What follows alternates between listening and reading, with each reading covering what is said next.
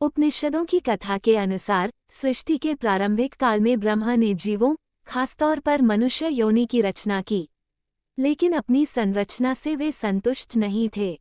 उन्हें लगता था कि कुछ कमी रह गई है, जिसके कारण चारों ओर मौन छाया रहता है।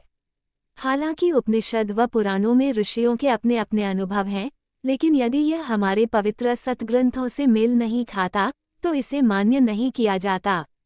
तब ब्रह्मा जी ने इस समस्या के निवारण के लिए अपने कमंडल से जल अपनी हथेली में लिया और संकल्प स्वरूप उस जल को छिड़ककर भगवान श्री विष्णु की स्तुति करने लगे। ब्रह्मा जी की स्तुति सुनकर भगवान विष्णु तत्काल उनके सम्मुख प्रकट हो गए। जब विष्णु जी ने उनकी समस्या जानी तो उन्होंने आदिशक्ति दुर्गा माता का आह्वान किया। विष्णु जी के आह्वान पर भगवती दुर्गा तुरंत वहां प्रकट हो गईं। ये चमत्कार देखकर ब्रह्मा और विष्णु जी ने उन्हें इस संकट को दूर करने का निवेदन किया। ब्रह्मा जी और विष्णु जी की बात सुनते ही उसी क्षण आदिशक्ति दुर्गा माता के शरीर से एक तेजस्वी प्रकाश प्रकट हुआ, जो एक दिव्य नारी के रूप में बदल गया। ये स्वरूप एक चतुर्भुजी सुंदर स्त्री का था, जिनके एक हाथ में वीणा और दूसरे में वरमुद्रा थी। अन्य दोनों हाथों में पुस्तक और माला थी। जैसे ही इस देवी ने वीणा का मधुर नाद किया, संसार के समस्त जीव जंतुओं को वाणी प्राप्त हो गई। जलधारा में कोलाहल व्याप्त हो गया। पवन के चलने से सरसराहट होने लगी।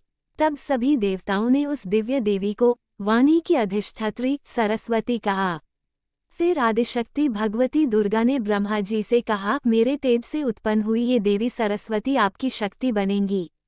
जैसे लक्ष्मी विष्णु की शक्ति हैं, पार्वती महादेव शिव की शक्ति हैं, वैसे ही सरस्वती आपकी शक्ति होंगी।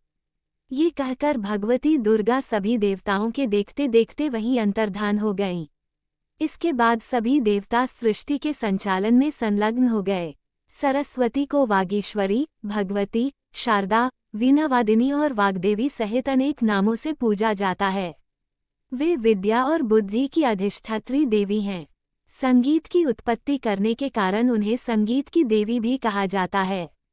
वसंत पंचमी के दिन को उनके प्रकटोत्सव के रूप में मनाया जाता है। ऋग्वेद में भगवती सरस्वती का वर्णन करते हुए कहा गया है, यह कुंदेन्दु तुषाराहार धवला या शुभ्रवस्त्रावृता या वीणावर्दंडमंडितकरा या श्वेत पद्मासना, अर्थात वे परम चेतना हैं। सरस्वती के रूप में वे हमारी बुद्धि, प्रज्ञा और मनोवृत्तियों की संरक्षिका हैं।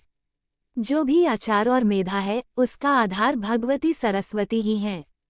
पुराणों के अनुसार श्री कृष्ण ने सरस्वती से प्रसन्न होकर उन्हें वरदान दिया कि वसंत पंचमी के दिन तुम्हारी भी आराधना की जाएगी। और तभी से भारत में इस दिन विद्या की देवी सरस्वती की पूजा की जाने लगी, जो आज तक जारी है। पतंगबाजी का वसंत से कोई सीधा संबंध नहीं है, लेकिन पतंग उड़ाने की परंपरा हजारों साल पहले चीन में शुरू हुई और फिर कोरिया और जापान के रास्ते भारत पहुंची।